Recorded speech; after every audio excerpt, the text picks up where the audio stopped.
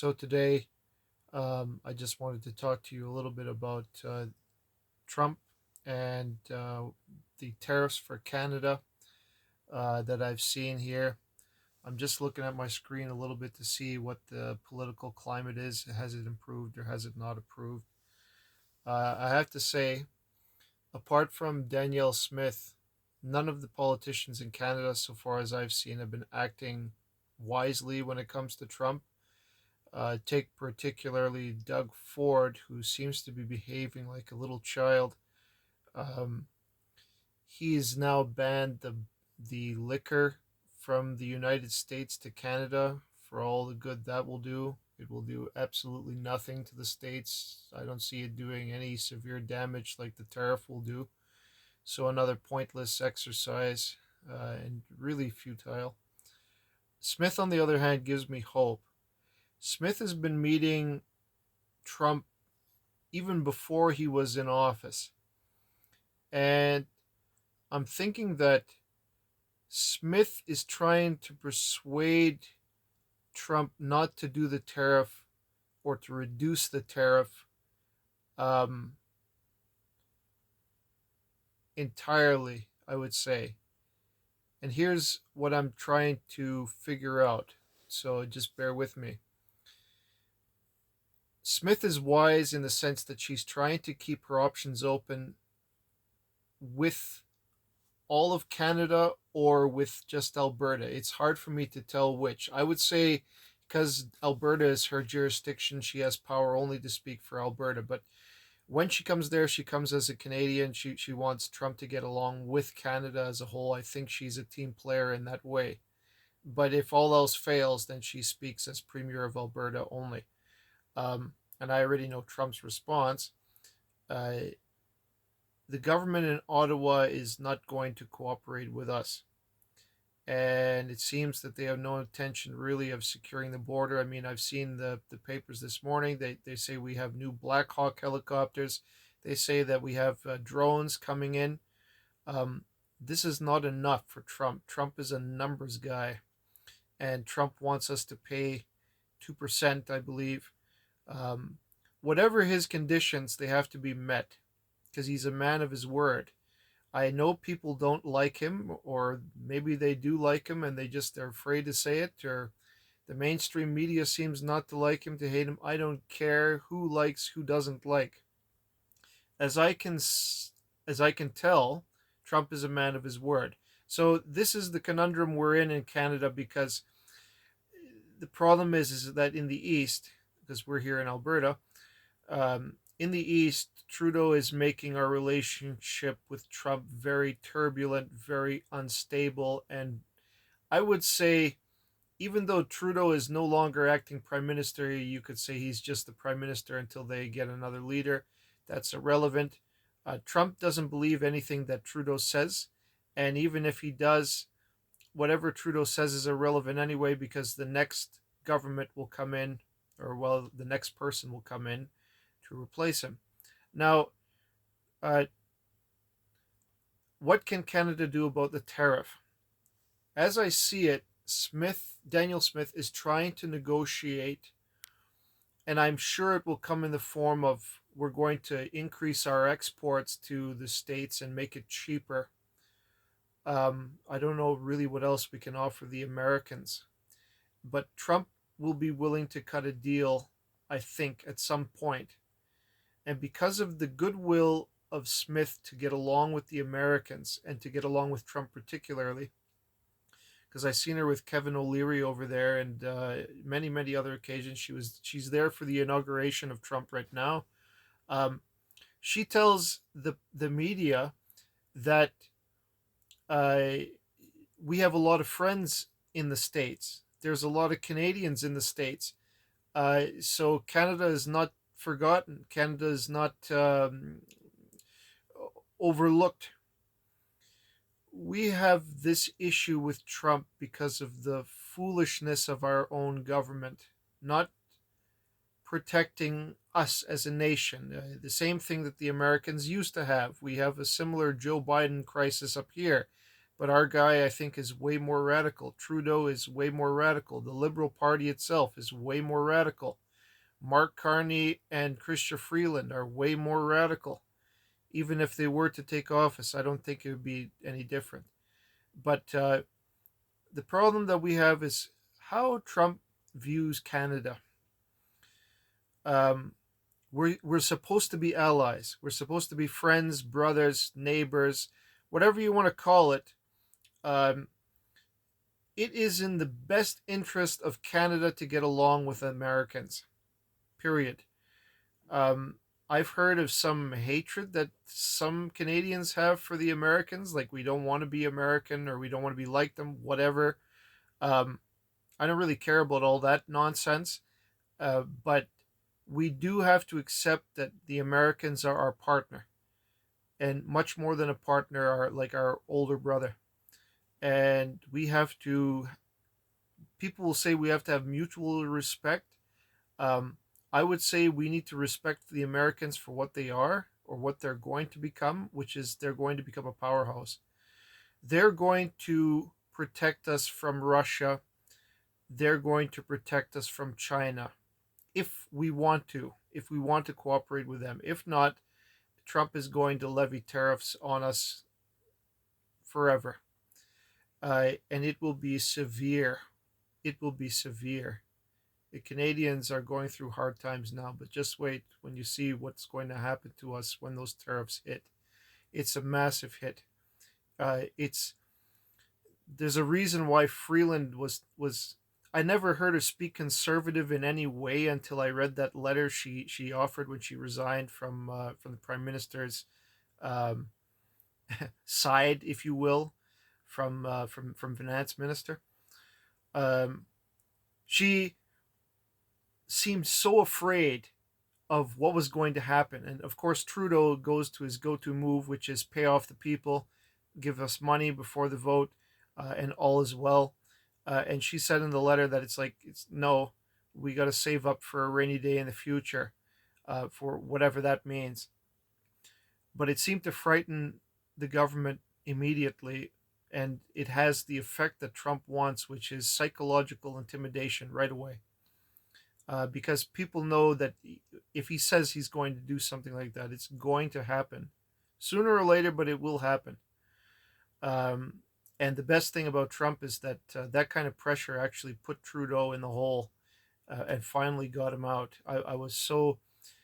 Nobody's going to give credit to him and Musk for what they said about the Canadians, but I do. I'm very Trump likes to play psychological warfare with people, and Trudeau basically blinked. And not only Trudeau, because I don't think he himself is smart enough really to know what's truly going on, but the people within the Liberal Party, the people who are running the Liberal Party behind the scenes, the people who are concerned for whatever votes they can attain the next election, um, they're afraid of Trump, which is wonderful. And as I said, when it comes to Canadian politicians, they seem not to know how to handle him. Doug Ford has been an absolute catastrophe. Doug Ford is actually probably making things a lot worse than it has to be for Ontario. But that's okay because everybody knows he's in the Liberal pocket anyway. Uh, Trudeau, I think, has given him a lot of money to be on his side, and there's a lot of things that Ford has done that struck me that he was an absolute fool. But I wouldn't be handling the crisis like him. I'd be handling it like Smith. We need to increase our relationship with the Americans, speak up for ourselves, and talk to Trump and try to reason with him.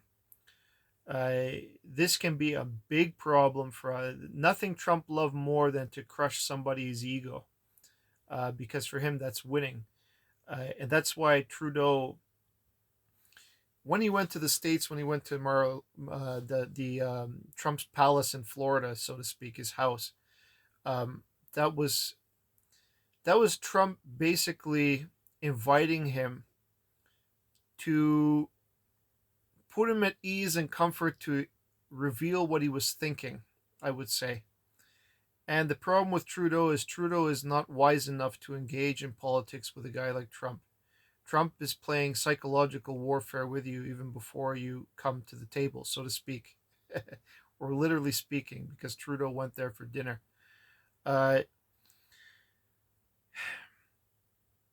I cannot guess the content of the conversation, but it probably went something like this: would you like to be the next governor of the state of Canada with the United States? You'd like to join us?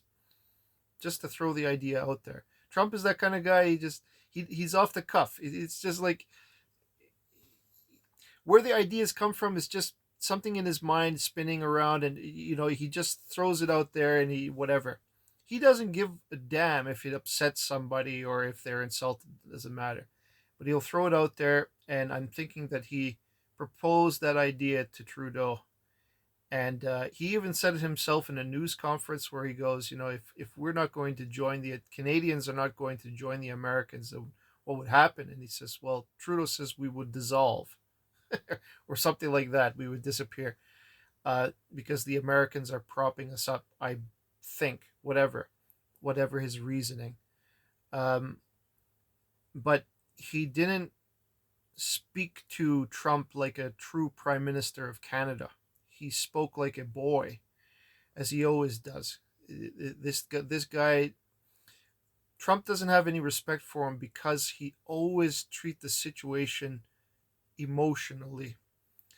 He may also come to the situation like a child. That's why he has no legitimacy in the world stage, and also because people don't really believe him at all. He that's what I mean by a child. He's every word he comes up with is disingenuous, and it's his word can't be trusted. Amongst people, that trait alone will make you excluded from most tables. You have to keep your word. You have to be somebody that people can depend on. You have to be somebody who has a decent reputation, that's at least respectful. Um, there are many things I can condemn with Trudeau, but this is where the buck stops. Um, Trump doesn't respect Canada because of our leadership, in a sense. That's what I got from the tariff. That was a threat made to intimidate Canada for two reasons. One, I think he thought that Trudeau might get out because of the pressure. At least I hope that was part of his reasoning, which came true. Um, they were talking before about him and Musk talking about that Trudeau's days are numbered. So I was hoping that was his reason. The second one is that that Trump wants his money from everybody. He has big dreams, big plans for America, and Trump wants his money. Trump wants anybody who wasn't paying into the states before, they're going to be paying again heavily. And he loves tariffs. If anybody's seen his podcast with Joe Rogan, he'll tell you right in front of everybody, tariff is a better word than love. It is beautiful. When I laughed at it. It's no laughing matter, but it's funny how Trump was talking about it. And he intends to levy tariffs against everybody. Everybody. China, Russia, Canada, Mexico, anybody who's currently pissing him off and then some. Even people who haven't pissed him off. NATO, uh, you name it. Anybody. The Middle East, I don't care. He'll levy a tax, a tariff against everybody. Everybody's going to be paying. Everybody pays. Trump has all of the wisdom of those mob bosses that we love from the old movies where they don't care about anything except getting paid. And because you're on their block, you have to give tribute. Everybody's got to give tribute. You've all seen The Godfather, or any of those mafia movies. It's kind of like that. Trump wants his money. Pay me, or you're going to face tariffs. You're going to face problems. You're going to face more. We're not going to be your ally. We're not going to pay for you. Everybody is going to pay. Believe me. It's just a matter of time, but that's my prediction. And I'm pretty confident that's going to come true. He's already signed many executive orders that I've seen today since his inauguration.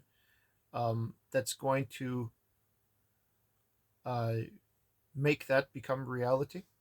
And so there's nothing much we can do. As for Canada, again, I reiterate, um, Smith behaves very well on our behalf. Smith is trying to cultivate or to increase our relationship with Trump. I don't know if he's going to have a different relationship with Alberta. That's my hope.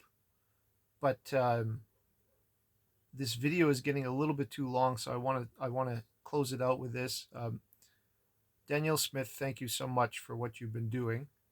I'm hoping that you're successful, and you know, I just wish that Canada would get on board with you because, like always, we don't have the support of the rest of the country. Thank you very much for listening, and take care.